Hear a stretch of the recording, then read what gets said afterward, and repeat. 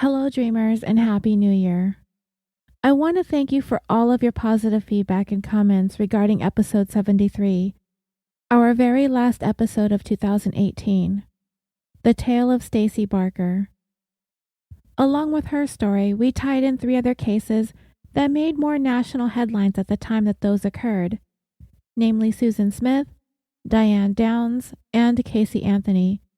And of course, many of you were familiar with those stories, so it was my intention to not delve too deeply into those particular cases in terms of what occurred, but rather to look for some reasons why they occurred. We discussed at great length how family dysfunction and child sex abuse were likely to have a significant impact on at least some of those mothers.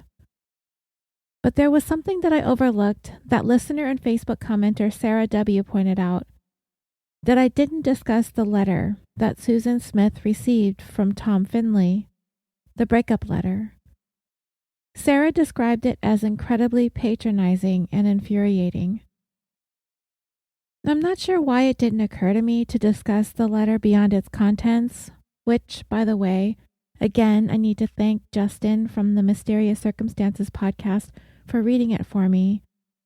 I really think it was more impactful to have him do it than me.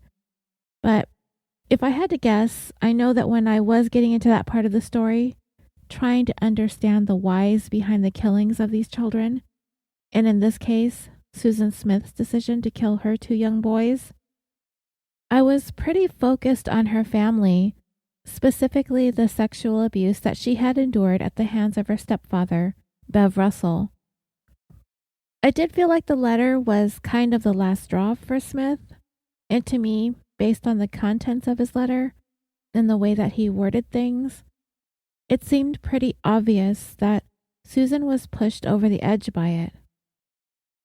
At the same time, I do feel I needed to stop short of assigning any kind of blame in his direction, because ultimately it all came down to Susan Smith and the actions that she would take.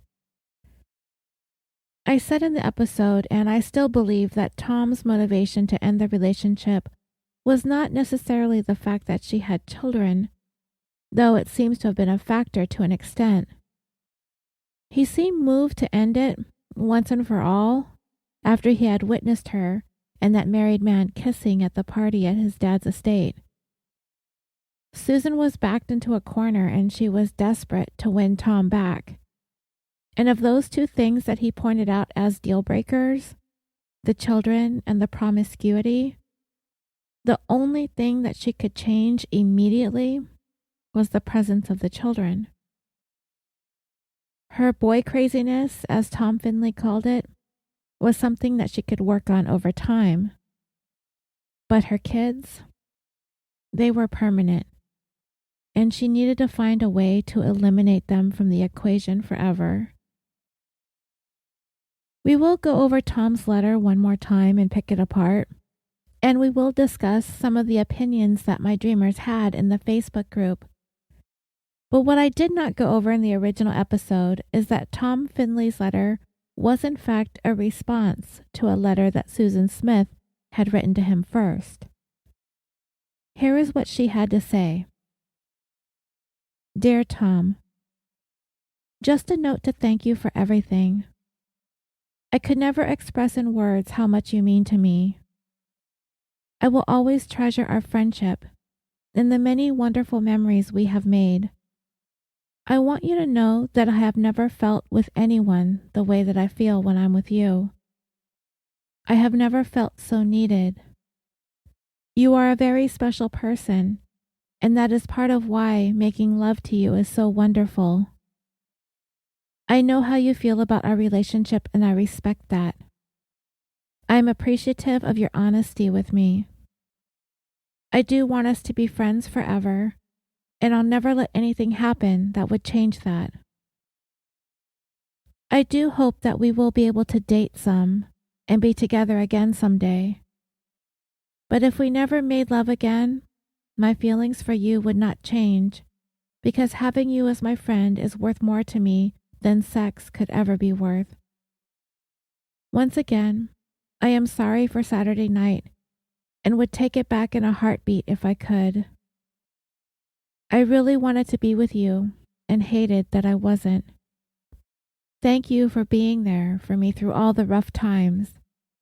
You are a true friend. I want you to know that I will always love and care for you for the rest of my life. You are the best friend anyone could ever have. Well, I hope I said everything right. The bottom line is I'm glad that we are friends, and if that is all we can be, then we will just have to do a hell of a job of being that. Who knows what the future holds for our relationship? I am just going to live one day at a time. One more thing before I go. Please don't ever hesitate to call me if you ever need anything. I will always be here for you. Friends forever, Susan. Now, this is all going to be my opinion here because I don't know what precipitated the writing of this letter, but I'm assuming that after Tom witnessed Susan making out with the husband of a mutual couple friend of theirs, Tom was taken aback by her actions. I'm not saying that everyone in this whole scenario is perfect minus Susan. I mean, the married husband guy is reciprocating the interaction, I assume.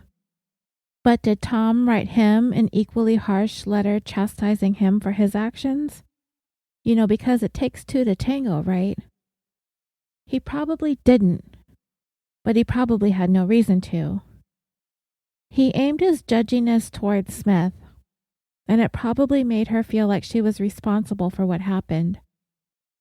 No, she should not have been making out with somebody else's husband, especially if she was friends with the couple. But she isn't solely to blame for it either. But I tend to think Tom made her feel that she was, which was way unfair. Smith's letter to Tom feels like she's working on some damage control. She seems really super into him. So why she would be kissing another man in a place where he would be witnessing it, I don't quite get it. And I can only think of maybe two possibilities. One is that she didn't know that he saw, which seems unlikely because they were at his father's house. So chances are he would be milling around, socializing and interacting with the partygoers. Two is Smith did this on purpose, feeling as though Tom was already starting to slip away from her, as he likely made it clear that he was not interested in a relationship that involved the possibility of parenting children, not hers, and not even his own. He did not want kids, and from the sounds of both hers and his letters, he made that abundantly clear. So maybe her actions with this married friend of theirs was a poorly thought out plan to make Tom jealous and it backfired. Susan Smith became a mom at a young age, and her actions seemed short-sighted, immature, and juvenile. And if she was trying to woo Tom back by making him jealous, then she definitely underestimated how highly he thinks of himself. And he makes that crystal clear in his letter back to her, which we will go over again in a moment. Susan Smith's letter to Tom, to me, is filled with desperation and contradiction. I feel like she wants him to think she is accepting the stance that he has taken to want to end their romantic relationship, that she respects his decisions, but in the same breath making a play for what the future might hold. She tells him how much she will treasure their friendship, but throws it in there that the lovemaking is so wonderful too. She wants to be friends forever, but hopes that one day they can date again and be together again. But if they ever made love, her feelings will not change because their friendship is too important, more than the sex. But she just told him that she never felt so needed, which is what made the sex so wonderful. She apologized for what she did at the party and wished that she could take it back, probably because it became the catalyst for their breakup along with her children. But the children were already in the equation. I also sense a bit of manipulation on Smith's part when she says, quote, "I really wanted to be with you and I hated that I wasn't." It just kind of feels like she's telling him that if he had been with her, then none of that would have ever happened. Like it was his fault for pulling back from their romantic relationship that drove her into the arms of another man. The incident at the party was the last nail in the coffin for Tom. And if Smith was expecting him to come running into her arms, overcome by feelings of losing her because he witnessed her kissing another man, she had another thing coming, as her plan completely went sideways, causing the exact opposite to happen. If Tom was on the fence about being with Susan Smith because of her children, seeing her making out with their married friend sealed the deal for him. He was out. Once he received her letter, he could see that she was still grasping, still hanging on, still telling him that she will love him forever and will always care for him for the rest of her life, but looks to a future that is uncertain as to which direction things will go. And that feels like a bit of denial on her part, that she hasn't yet quite accepted that their relationship is over, even though Tom had made it clear that it is. And she continued to talk about the infiniteness of their relationship, whether it be friends or more than friends. In her eyes, there would never be an end. And Tom probably recognized that whatever he was telling her wasn't getting through the way that he was hoping. So he had to come up with a way to make it clear. And the letter he wrote was it. I have mixed feelings about Tom's letter. It's hard to say if he realized how he was coming across in it, because we have to try to put ourselves in his shoes, in his place, and in his mind as he is writing this. Now, granted, he's likely been raised differently than most of us listening. His family is very wealthy. He comes from a place of privilege. He's college educated, and so he probably is going to think and say things differently than the average person. Is he going to realize that? It's hard to say. But it isn't unlike us average folk to feel wealthy people are just out of touch. And sometimes they just don't get it. I get that vibe from Tom, to an extent. But I also sense he's kind of just done with the whole thing. He sounded like he had told her several times already, made it clear how he stands in terms of any long-term possibility for them.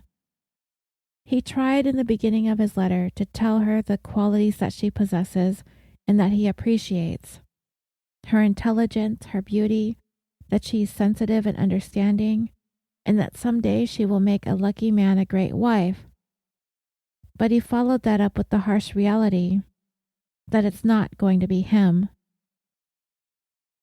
And this is where he becomes condescending and kind of pompous, telling her that they are vastly different, that they had been raised in two totally different environments. There is only one way that could be taken. He was raised in a wealthy, upper-class environment, and she was not. And that means that she existed on another plane. Regardless of whichever one that may have been, they were all beneath him.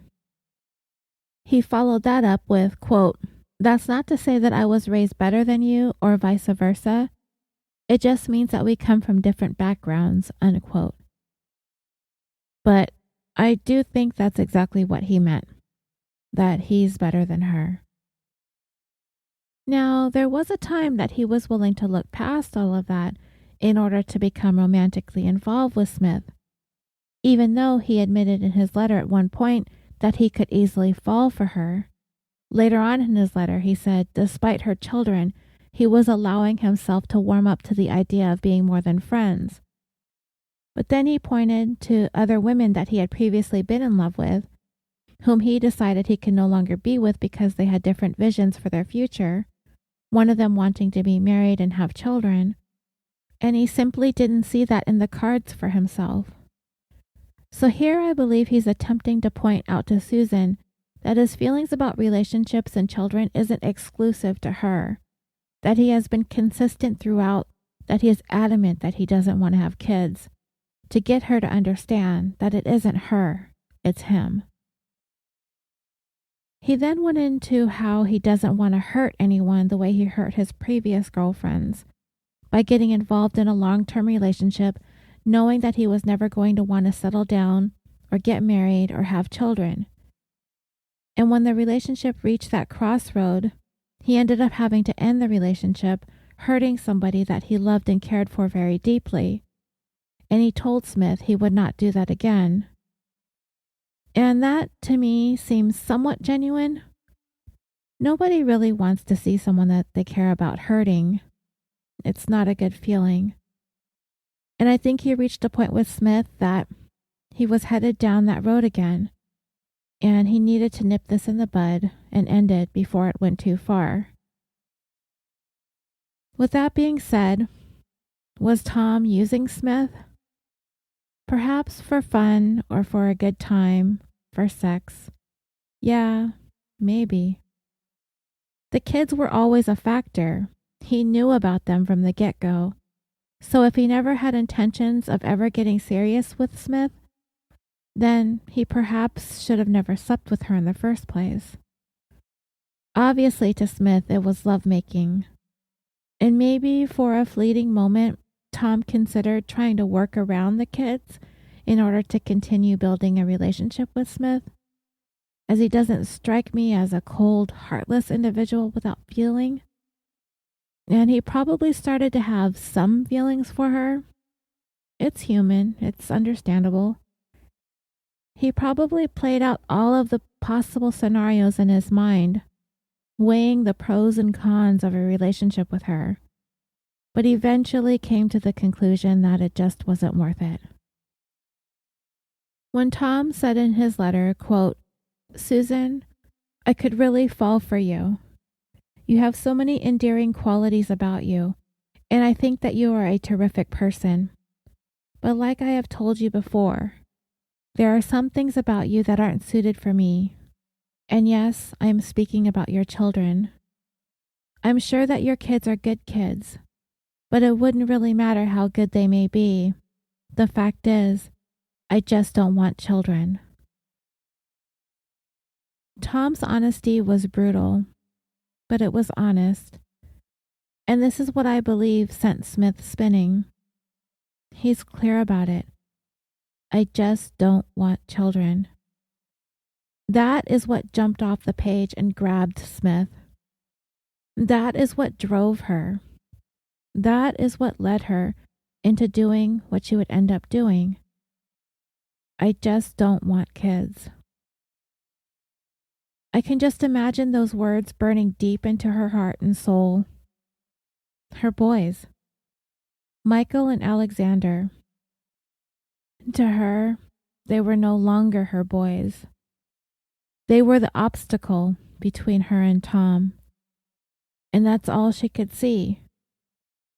She didn't see all the other roadblocks and spike strips that Tom threw out there.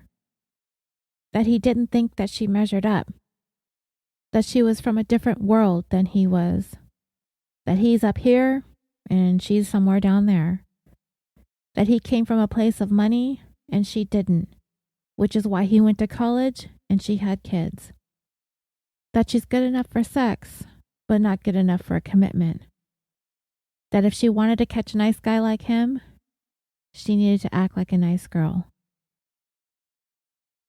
And that's when he brought up her kissing another man, and how that snapped him back into reality with a new sense of clarity about what he was getting himself into. He conceded that he was allowing himself to warm up to the idea of being in a relationship with her despite her children.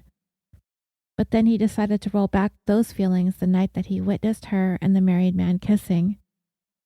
He told her in his letter that put things back into perspective for him, and he's not going to allow himself to get close to her. And I think the one sticking point for many of us who heard the contents of this letter is when he told Smith that if she wanted to catch a nice guy like him, she needed to act like a nice girl. That right there is probably one of the biggest reasons why Tom Finley bugs us. That he would have the audacity to say something like that, in that manner. He went on to tell her that she needed to live with the consequences of what she did. And the consequence was losing any chance of ever being with him again. Smith did not see her actions as the bigger problem. She was hung up on her kids being the thing holding Tom back. But it wasn't Michael and Alexander. It was her. So I posed the question in the Facebook group. What are your thoughts as to what Tom Findlay had to say to Susan Smith in his letter to her? And these were some of your answers. KCW said that she knows some of us listening found the letter to be patronizing, but she felt it was refreshing that he told her the truth instead of stringing her along. At this point in this comment thread, we kind of got sidetracked because I mentioned how I kind of felt this was a thing that Travis Alexander was guilty of in his on-again, off-again relationship with Jodi Arias. And if you aren't familiar with the case, in 2008, Arias stabbed Travis Alexander to death in his home after not even having known him for 2 years yet, only really officially being in somewhat of a committed, defined relationship for about 5 months, because she really didn't fit into the life that he was trying to carve out for himself. He was a business person and a motivational speaker and a devout Mormon. But Travis was very sexually attracted to Arias, and he brushed aside his religious beliefs in order to engage in sexual activity with her. And it was pretty lurid, X-rated kind of stuff. So obviously he was conflicted, but not conflicted enough to stop having sex with her.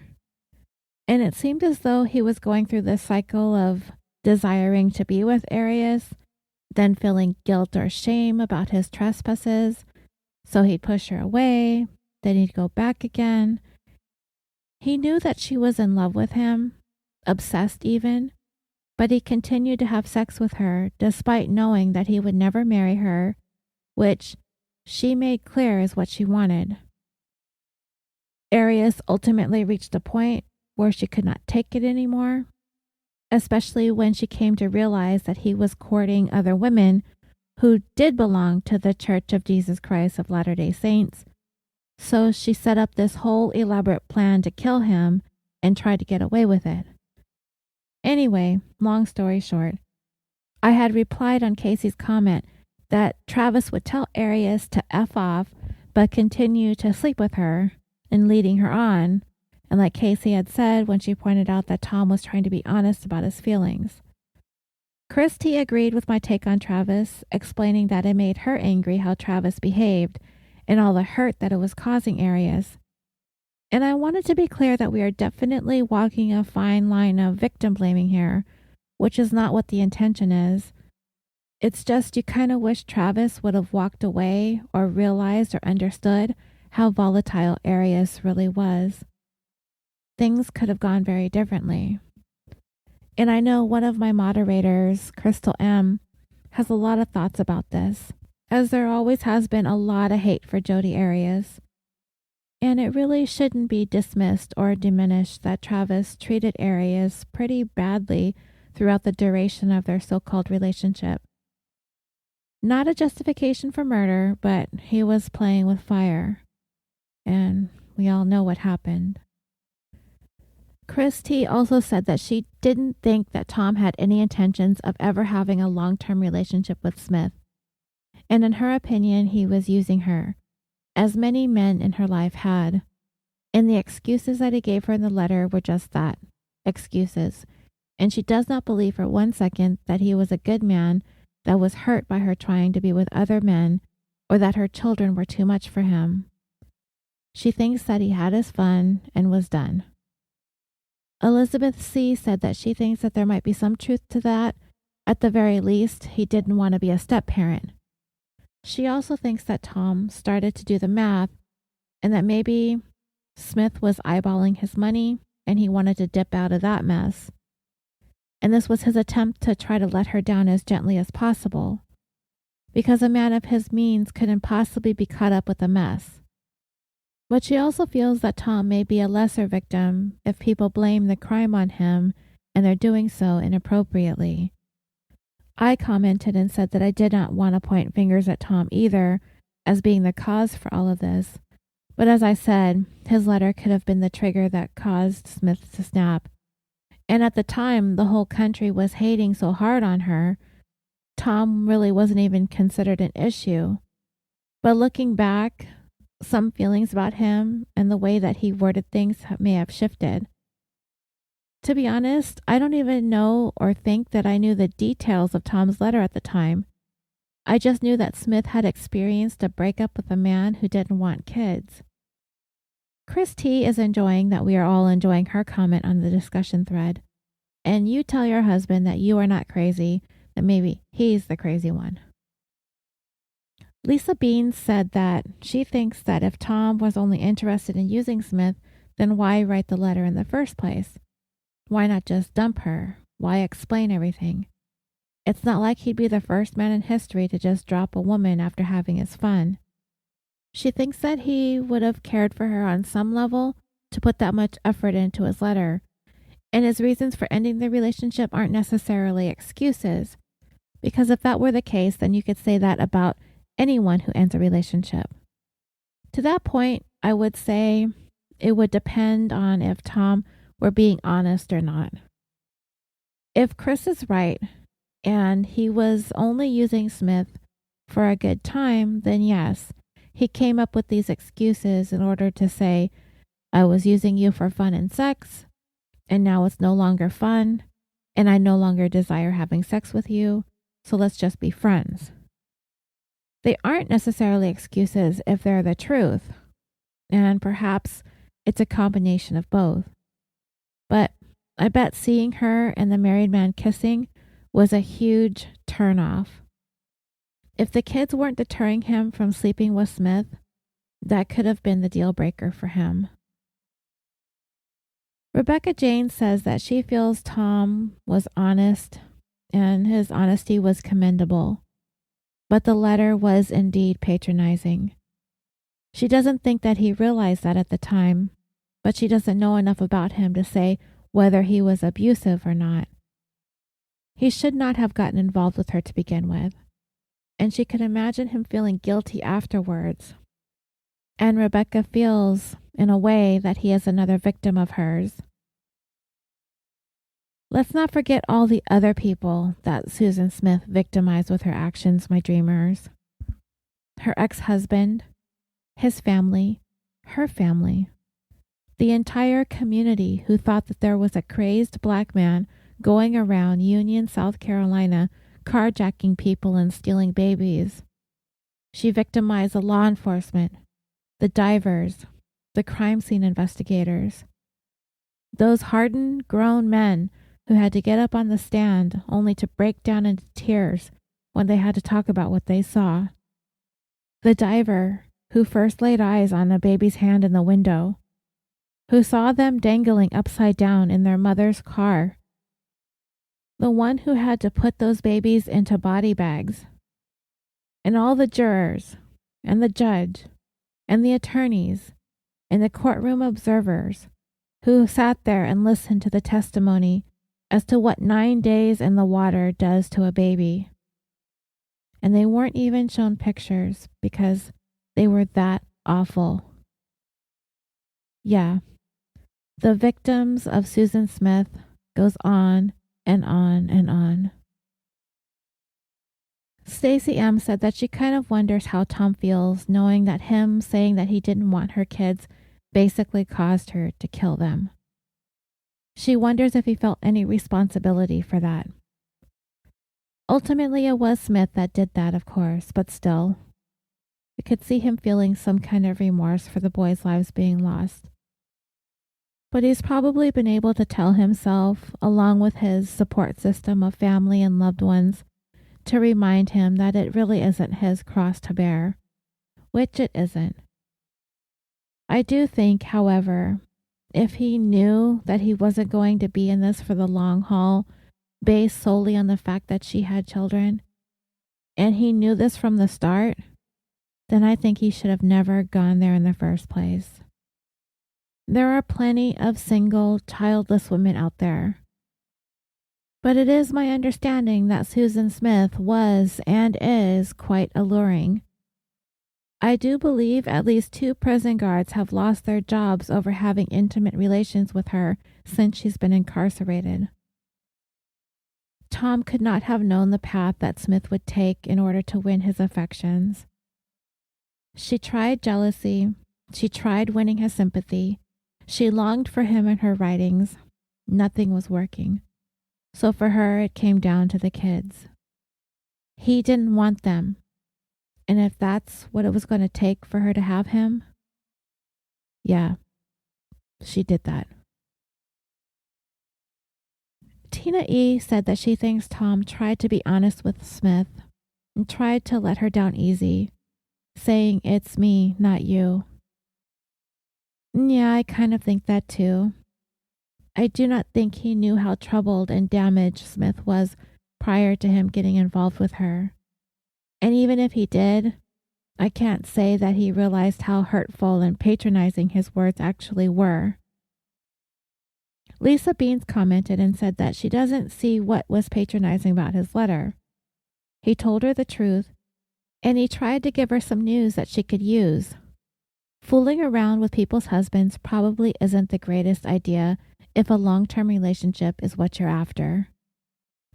Lisa thought Tom was pretty nice to Susan, and it's definitely nowhere near his fault that she thought he'd be more interested in a child murderer than a mother. And Lisa, you have a good point.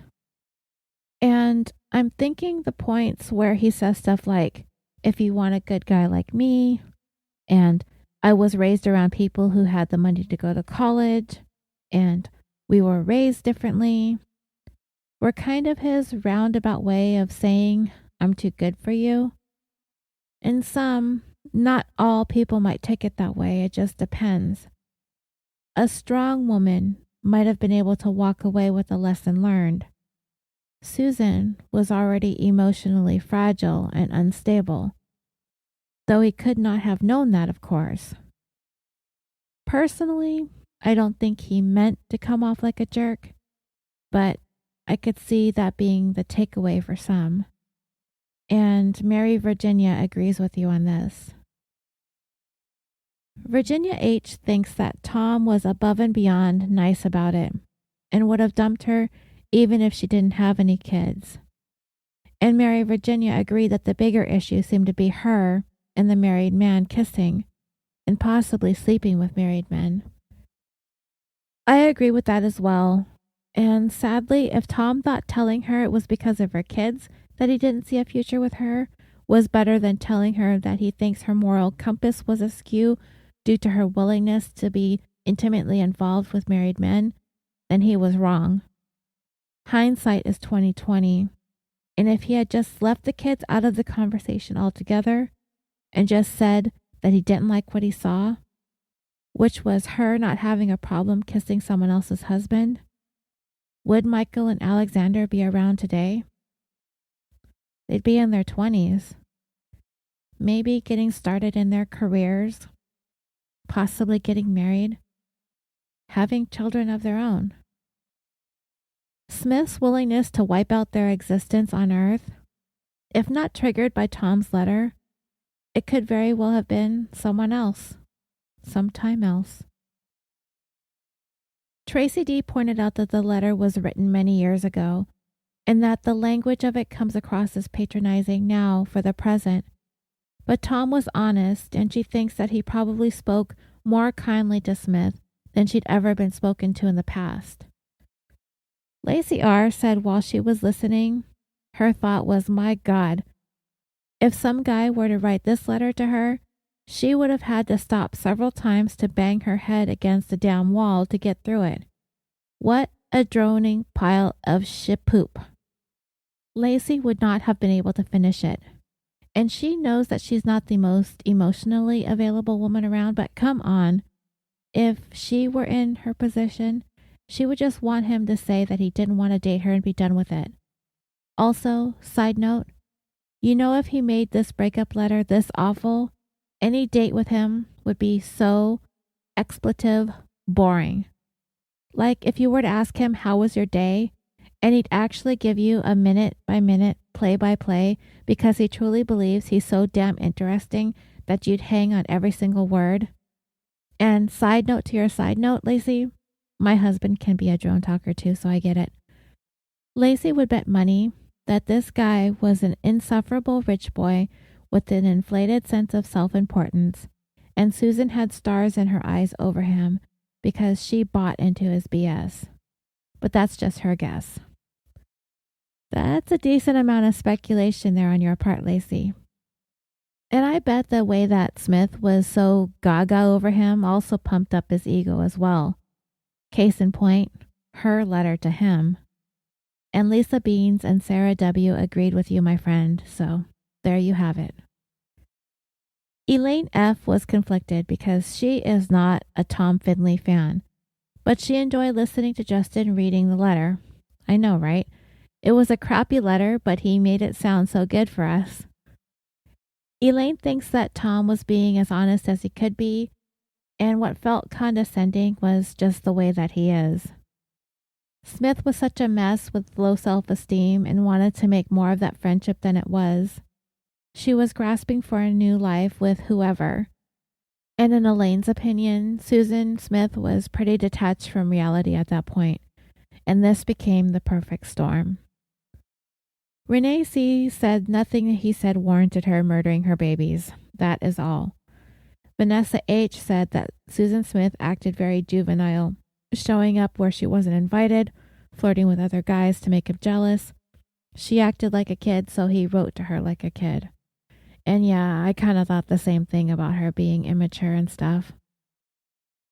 Sue N. thinks that Tom may have been interested in her, but as their relationship progressed, he could see how damaged that Susan Smith was.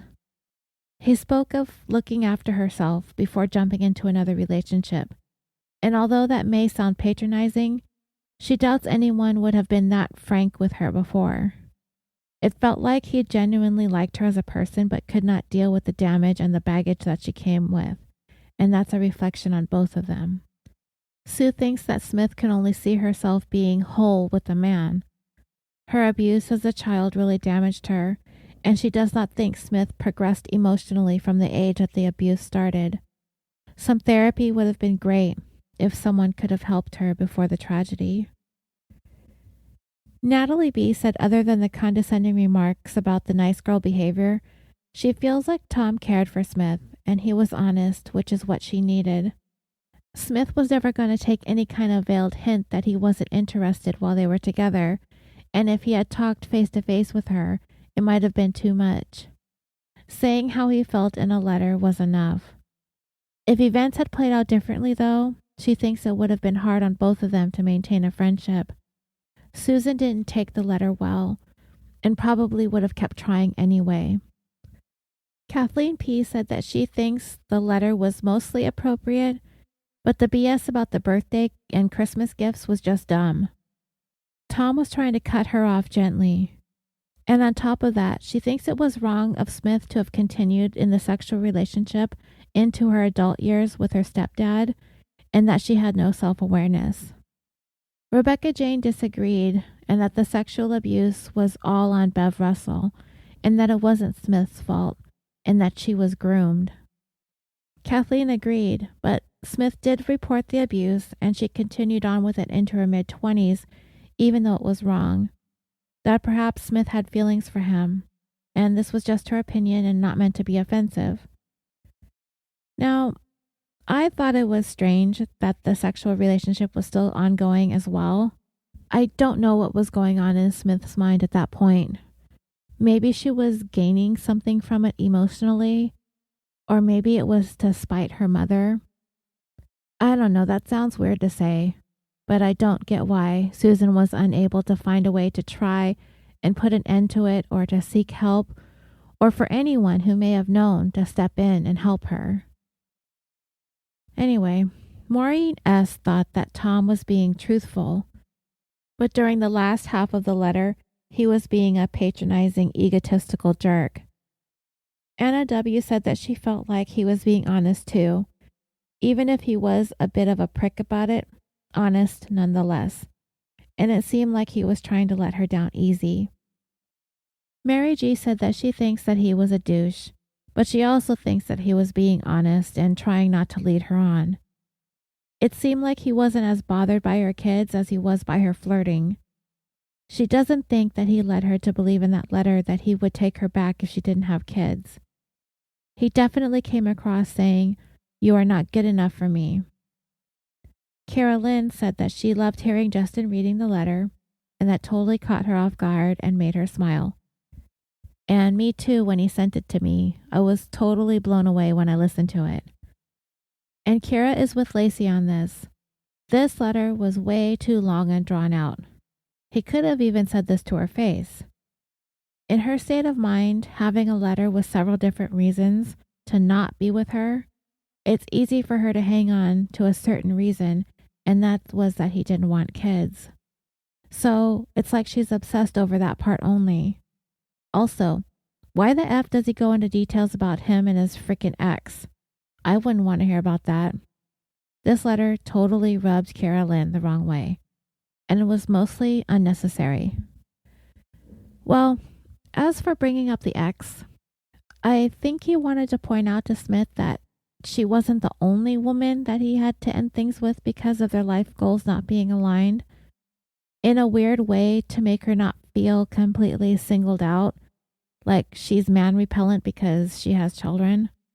I felt as though that during the duration of their relationship that Tom may have brought up his previous girlfriends and talked about why those didn't work out, because he mentioned them in his letter as if Susan Smith had already been told about them previously. Mary Virginia wondered how Tom feels about the letter now too, but after hearing the whole letter, the kids were just one line. He spent a lot more time talking about her being with married men and the event over that weekend. She feels like he was giving her hard advice and trying to be gentle about it. But for some reason, gentle often equals rambling, at least in Mary's world. Sarah W., who I mentioned in the beginning, who asked about why I didn't address the contents of the letter in the episode, pointed out that the focus was and is entirely on the letter, not what Susan Smith gleaned from it, or nor what she did after reading it. No one wants advice from the person who was dumping them. Who the hell is he to say what she should do or not do? The part that really made Sarah want to wring some necks was when he said if she wanted to be with a nice guy like him, she would have to be a nice girl. That statement puts him far above her, as if he's on some sort of rainbow that she could only aspire to. F that. Natalie B. said that when you put it that way, he's dumping her. Why does he get to determine who gets a good or bad label? And unless the split was expected and extremely amicable, there's no way I'd be happy taking advice from someone who dumped me. Never mind telling someone that essentially they need to change themselves. Maybe it was just how he was brought up to view women, but certainly that aspect of the letter would have been triggering considering Susan's past.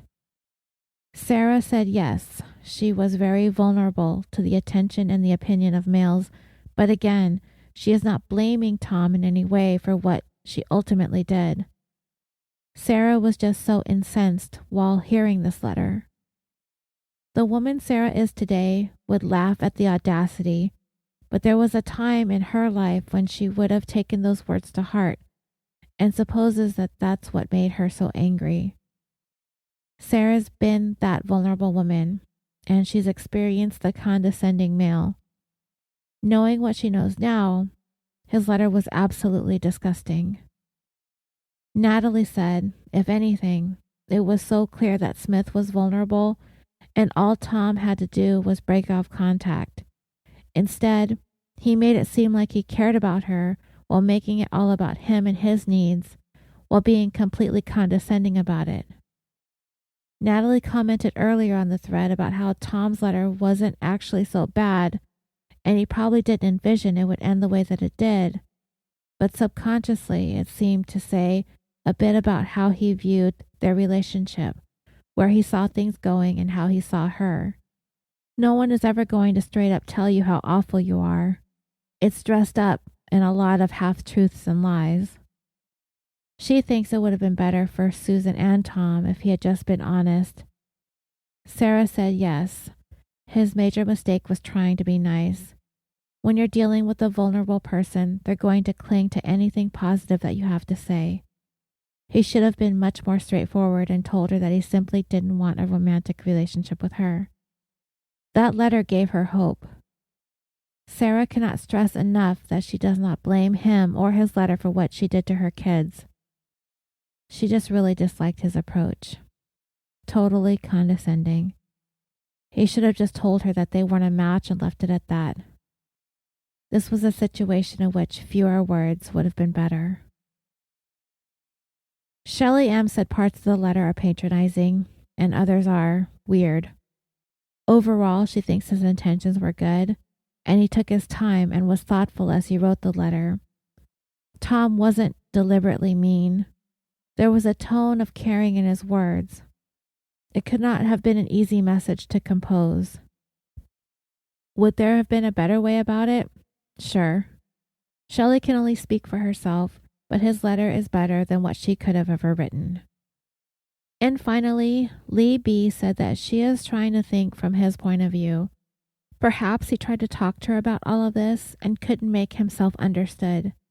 She thinks that he was laying out his thoughts and genuine concern for somebody that he cared about, but didn't see a future in the relationship. From our rearview mirror, it's a shame that she destroyed so much and made this letter public record.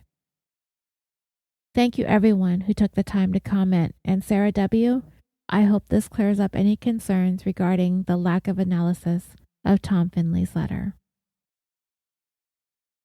So while I was researching the 4 cases that we talked about in episode 73, Susan Smith, the only one who admitted responsibility out of the 4, Diane Downs, though she continues to maintain her innocence, Casey Anthony, though not officially convicted, and Stacey Barker, though she continues to insist her baby choked to death on a plastic bag, I thought back upon Shanann, Celeste, Bella, and Nico Watts, and it had me wondering if we, as a society, think it's more despicable when a mother kills her children as opposed to a father.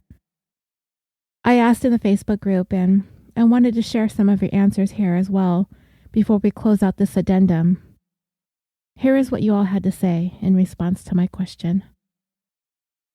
Vicky G commented and said that both are equally deplorable, but if you press her, she would probably lean towards it feeling worse if the mother does it, because working in midwifery, she has seen thousands of families, and the bond of the mother and child is so deep, crucial and biological, that she might think it's worse. Dave W. said that the act is equally deplorable, but socially harder to understand when a mother does it. Men are often seen as more emotionless and capable of killing than women are. Aaron H. agreed, but it's kind of backwards because so many murders are committed out of pure emotion. Cynthia D. says that for some reason it does feel worse when the mom commits the murder, and Samantha D. said the same. It feels worse. She doesn't even have kids yet, but the love she feels that she already has for her future children is strong already that she can't imagine hurting an innocent child that she spent 9 months growing and nurturing in her body. It's so much more personal. It's deplorable from either parent, but especially heinous to murder a child that you carried and delivered into the world. Aaron H. asked if it seemed different if the mother isn't the biological mother, like in a situation with adoption or a step-parent. And when you said step-parent, I automatically thought of Zahara Baker. Oh, that case makes me so sad. Someday I want to find a reason to tell her story. Samantha D. answered and said she thinks it's different because we've heard stories about where the step-parent and foster parents treat their children like garbage. She thinks the biological connection is key. Although, why anyone would go through all the effort to adopt a child just to kill or hurt that child is beyond her. She pointed to the Hart family tragedy as an example of going through so much to put together a family. only to kill them. Donna J. said both are horrible and she can't understand how someone could kill their own child, or any child for that matter. However, it does seem more deplorable for a mother because, for goodness sakes, you grew that baby inside your body. April S. said that, being lucid and sane, she can't understand how someone could kill their own child or children, but she does understand postpartum psychosis. She feels lots of empathy for someone like Andrea Yates, but Susan Smith or Chris Watts, totally despicable. Murdering your children for gain is equally reprehensible, male or female. Lisa Ann said only because she is a mother does a mother killing her children seem infinitely worse. But truth be told, they are both equally as bad. There isn't anything more despicable than a parent betraying the trust of a child. Lindsay G. said that she thinks it's worse if the mother does it. Moms carry their children inside them and give them life and endure a lot of pain to bring them into this world. She can more easily see a man disconnecting emotionally than a woman. Jorge G. said they're both equally deplorable, and he does not know how either a mother or a father can live with themselves after committing such a horrendous act. Anna W. said that she feels biased because she is a woman and she bore a child and thinks it's really hard for a mother to answer this question without getting emotional. And Anna, I totally understand where you're coming from. This is a tough question to want to think about.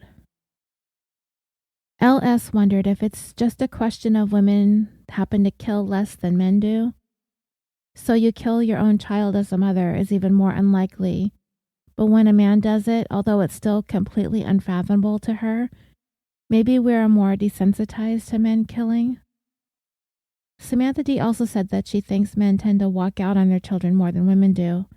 Not to say that there aren't kick-ass single dads out there, because we know that there are, but how many of us know someone that's a deadbeat dad or the dad walked out on the family for whatever reason? Tanya T. said it's dreadful killing your own child. However, she can understand if you're not in your right mind, like with postpartum depression or psychosis.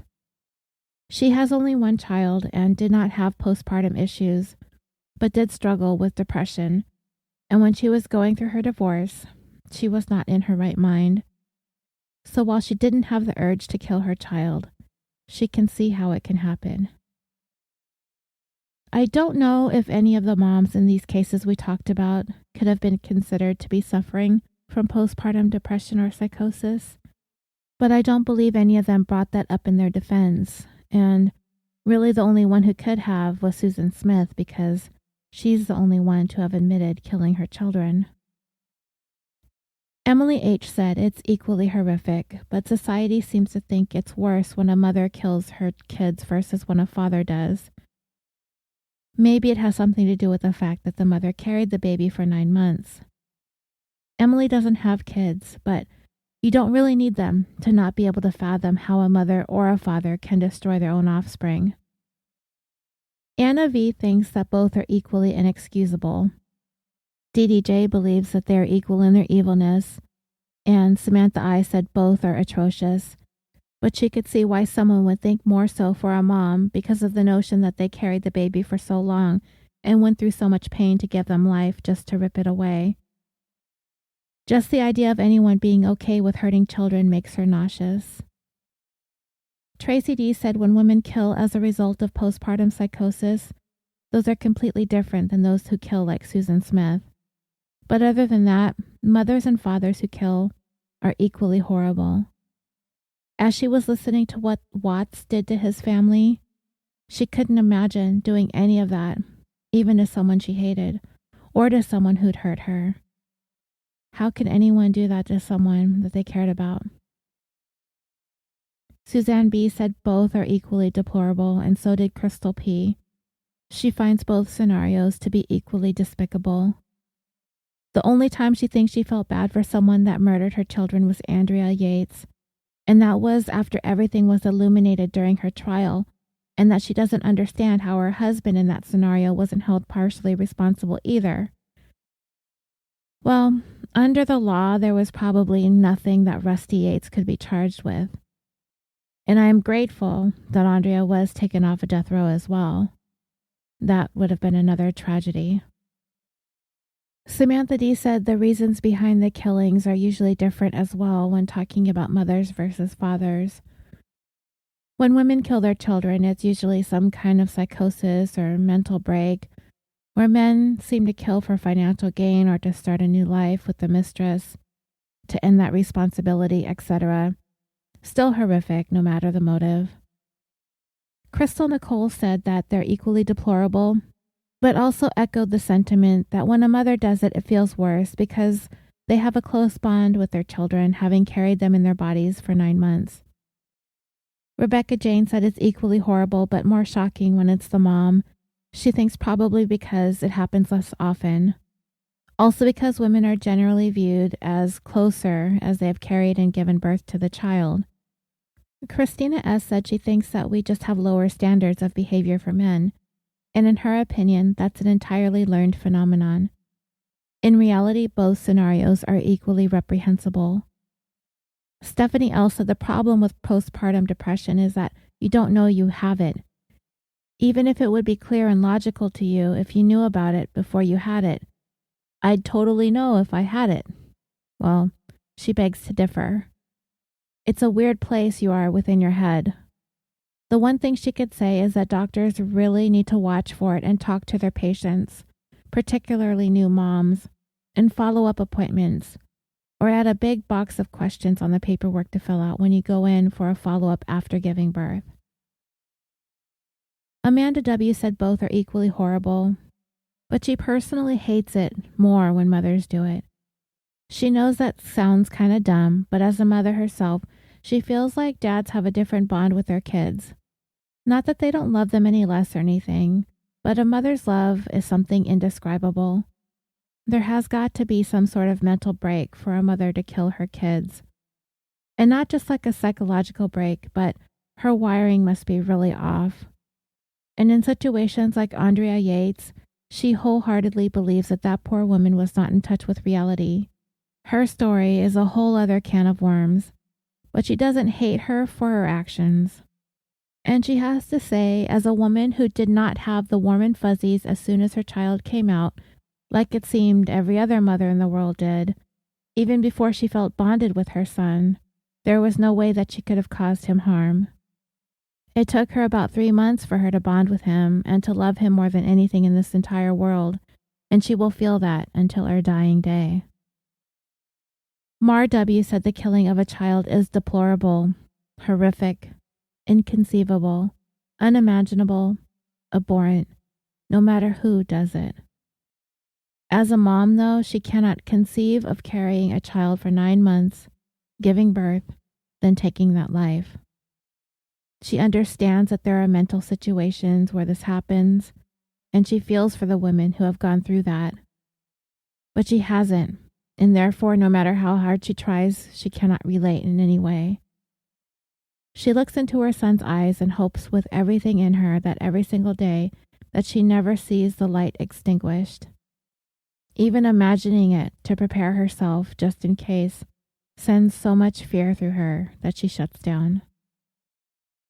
Monica P. said she feels it's equally deplorable, but she used to think it was worse if the mother did it because of her divorce and how he turned his back on the kids. But now she feels that just because of the bond between the mother and child, that doesn't necessarily make it worse. They're all worse. And Laura T. agrees. They are equally deplorable. Felicia S. says that she feels that both are equally horrifying. The bond and inherent need to protect your child both mentally and physically seems to be born within a mother as soon as we hear it's positive. The father is the protector and the champion of his family. When we pick up the vibe from the mother and father who have never bonded with a child, we internally recoil. She thinks it's in our genetics as humans. There's a special place in hell for people who hurt children. Mar W. agrees, except she doesn't even think that hell would welcome them either. Even the devil has his standards, I suppose. Jen T said it would be equally deplorable, but as the mother of 3 boys, when she hears about a mother who kills, it makes her angry and sad. Virginia M. also agrees that the act, committed by either mom or dad, is equally bad. Nazanin J. says that she thinks the mother, but don't get her wrong, the father doing it is bad too. But the mother is the one that held that child close to her heart for 9 months. The one that you have an automatic connection to. The one that nourishes. For a mother to kill what she created inside of her is an act of a true villain. Liberty G said, a mother as well. We carry children and have that bond. For a mom to intentionally hurt, let alone kill her children, is utterly disgraceful and a low form of a human being. Cooper P. said it simple, murder is despicable, period. Katina I. said the same thing, that murder is murder regardless of who does it. All perpetrators are pure evil, regardless of the relationship to the victim. When a mother or father kills their own children, or some random person kills another person's child, it's all horrible and tragic. Clara L. said sometimes women kill their children because they have severe postpartum depression. It's a mental illness and they have little control. But yes, it is definitely more shocking and difficult to imagine when a woman kills her children. Men are perhaps more susceptible to rage or acts of violence, she thinks, so it's less expected. Also, men who murder their children sometimes do it as an act of possessiveness or aggression, perhaps. Like, this is my family and I'll destroy it because I can. She doesn't really know. Either is still deplorable and inexplicable to her. Janie W. said to her, it's worse when mom does it. And Jerry S. agrees. Mother is worse, mainly from the perspective of having carried the child, but both discussed beyond reproach. Vicky S. says it seems to her that fathers kill their spouses and children more often than mothers do, and we hear about this. So when mothers do it, people are kind of blindsided. Nobody really expects it. But in either case, it is the most horrible thing a person could ever do. Jacqueline D. said that it is equally deplorable, and as much as she loves her son, she cannot believe people can do damage to their own children. Franchan said murder is horrible regardless of the perpetrator and who the victim is. Bonnie Lee cannot help but feel on some level it's worse when mom does it. Delaney W. made a point about primates. Of them all, humans are the worst parents. Other great apes are literally touching full physical contact their offspring for up to 2 full years after birth. We are frequently absent and rely heavily on non-biological caregivers, daycares, and babysitters. This is rarely seen in other primates with young offspring. Humans physically abuse and/or neglect basic needs of their offspring at a rate almost completely unseen in other great apes. Humans murder their own offspring at an equally bizarre rate that is rarely seen in other primates. We are sort of known for that in the primate world. All of these statistics are so strange when you consider that human population has literally doubled since the 1960s, and the other primates are hardly hanging on with their numbers. As far as the original question is concerned, she would say our current understanding of parental roles is quite different than our first 100,000 years of evolution. The mothers were engineered to be primary nurturers, caregivers, and full-time mommies. And these roles are changing, and fathers now play a much more significant hand in the role with our young children. She thinks any confusion about which infanticide is considered more shocking is due to our adaptation in those changing roles. Also, Delaney is very sorry that she gets excited about talking about boring subjects. And no, it's not boring. This is actually an interesting perspective from an evolutionary point of view. Bridget K. said it's worse when women kill their children. Growing a baby is hard work, and the love for one's own children is unlike anything else. She feels like the mother-child bond is strong, stronger than the father-child bond from birth, so to her, it's more shocking when mom kills. And by the way, dreamers, whether or not you have children doesn't diminish your capacity to feel deeply or strongly about a topic such as this. I don't ever care to say to a man or a woman that they would never understand because they don't have kids.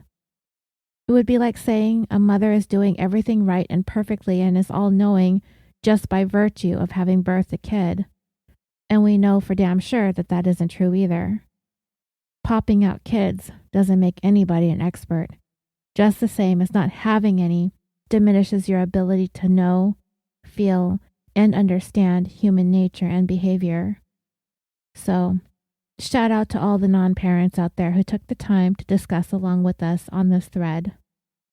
And Tanya pointed out at some point in this comment thread that she thinks everyone in our Facebook group is super great in their ability to share ideas and be respectful of opinions. I mean, on occasion, some small issues do arise, which is to be expected, but I very much agree. It is a wonderful group of true crime fans for sure. Thank you all for all of your answers to this question. And so, that, my dreamers, is our take on Tom Finley's letter and our take on moms who kill versus dads who kill. Thank you for all of your feedback in helping me put this together. I am so excited for 2019. Today, as I recorded this, I just decided on the case for episode number 74, and I feel like it's going to be something that you guys have not heard yet before. I'm looking forward to creating as much content as I possibly can for you. Have a wonderful, wonderful 2019. Don't kill your children. And until next time, sweet dreams.